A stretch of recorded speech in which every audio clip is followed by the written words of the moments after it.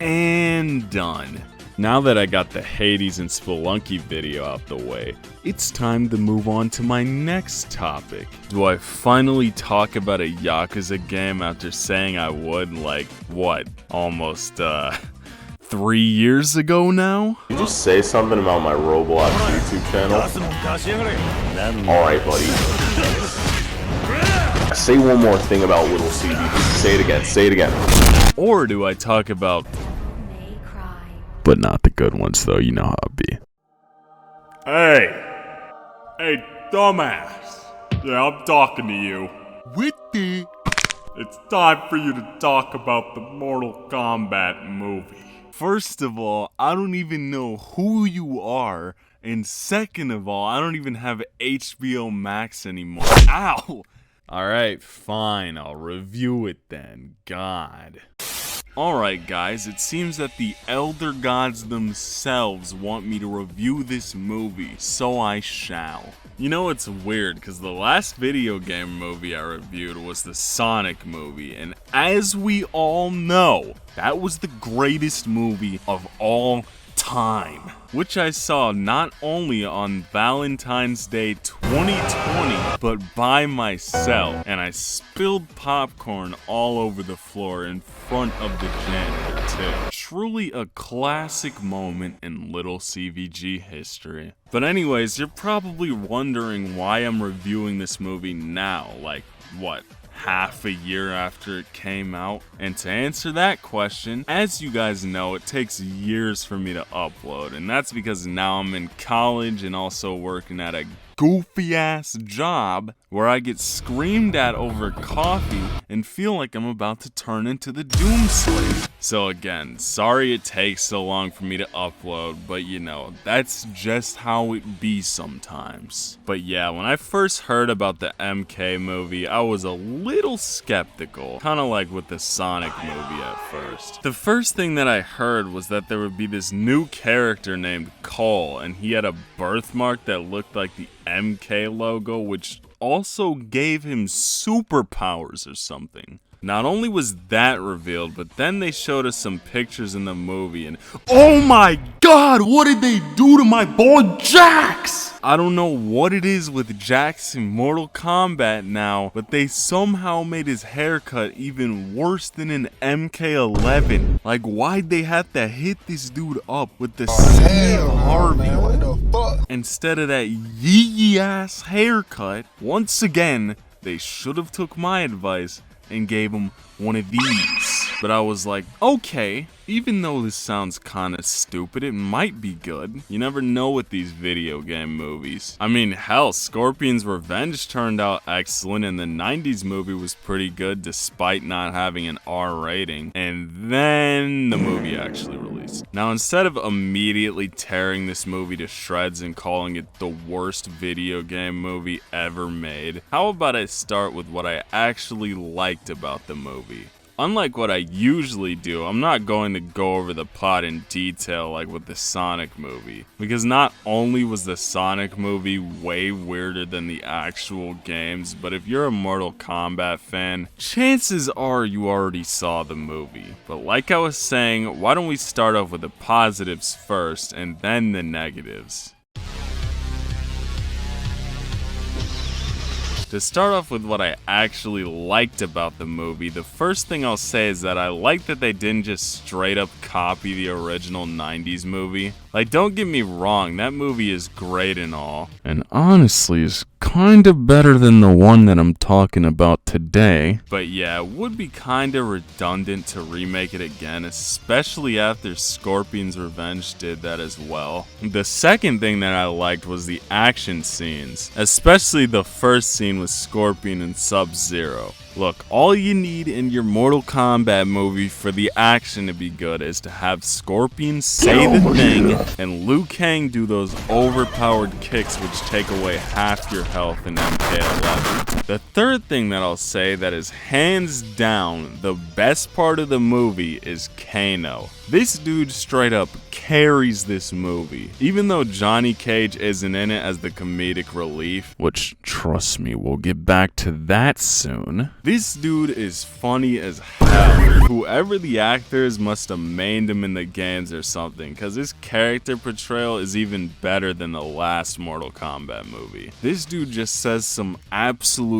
classic lines in this movie. I also like how Liu Kang isn't the main character for once. Like, don't get me wrong, Liu Kang is still one of my favorite characters, but I do like how the movie put each character on an equal playing field in terms of power levels. That is probably the one good thing to come out of that whole Mortal Kombat birthmark logo idea. This new Cole character wasn't as nearly annoying as I thought he would be, even though he is pretty one-dimensional. Like, seriously, this dude's entire character is, I must protect my family. Like, okay.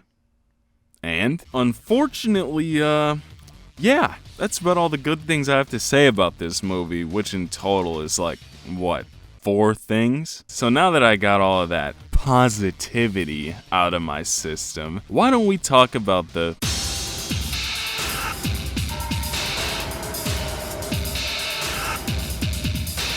To start off, the main problem with this movie, I feel, is that it tries to do way too much, but somehow ends up doing way too little at the same time. Probably the dumbest thing about this movie is that there's no actual Mortal Kombat tournament. Literally, the whole movie is just Shang Tsung being like, really feel like it. And just cheating before the tournament has even actually started by killing all the combatants. And when he gets dropped, he's like, yeah, I'm coming back with a whole army. But nobody really volunteered yet, so we kind of ran out of budget too for this movie, and see you in the sequel, I guess. You would think that the Mortal Kombat movie that came out post MK9 would have a better plot, but no. I honestly think even the 90s movie has a more concise and straightforward plot than this one. Speaking of that movie, why is their portrayal of Raiden and Shang Tsung so much better than in the new one? Like, in that movie, while Raiden isn't completely accurate to the games, he was way more chill in it, you know? Like a serious mentor, but also has a comedic side to him.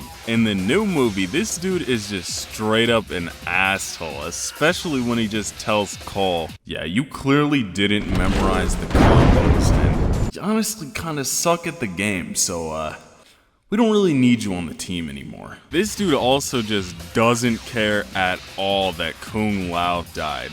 He could have easily instantly teleported him out of that shit, but no. This dude saw him die and was like, sorry, man. I'm gonna tickle you again. Wouldn't let that shit happen to me, though. He even admits later on he could teleport them at any time, and if that's the case, why didn't he help Cole in the beginning of the movie, or at least guide them instead of hoping they would cross a desert in the middle of nowhere? Another plot hole is, why doesn't he just tell the Elder Gods that Shang Tsung has been cheating before the tournament? Like, he claims he can't interfere because of them, which I guess is why he didn't save Kung Lao. But Shang Tsung clearly is breaking the rules by trying to kill them before the tournament starts. At the very least, they could have at least had a scene like in MK9 where Raiden goes, I must consult with the Elder Gods. And they're just like, yeah, we know you guys are getting dropped, but we don't really give a shit. Not only does Raiden suck in this movie, but so does Shang Tsung. Again, in both the movie and the game, Shang Tsung, while intimidating, also is supposed to be sly and have somewhat of a sense of humor. In this movie, though, he just sounds like he smoked 30 packs of cigarettes and hasn't drank any water in the last 24 hours. The absence of Katana and Johnny Cage is also kinda weird, especially Katana, since Melina is literally a clone of her, and Speaking about Melina, man, what a waste of potential on this character. I'm not gonna blame the actor or anything because it's not her fault that the character was so poorly written. But why was Melina so underutilized in this movie? Again, the whole point to Melina as a character is to be the opposite of Katana. You know, she's supposed to be all crazy and murdery. In this movie, she literally only says like 2 lines of dialogue and then gets killed off anyways. Seriously, I honestly think the only reason she's in this movie in the first place is because of all the Twitter stands begging Ed Boon to put her in. You know, kinda like how she got into MK11. Just trying to reckon why the hell you're back. A million souls cried out for my return. Also, it doesn't bother me that much that Johnny Cage is gone since, like I said, Kano basically serves his role as the CEO of comedy for this movie.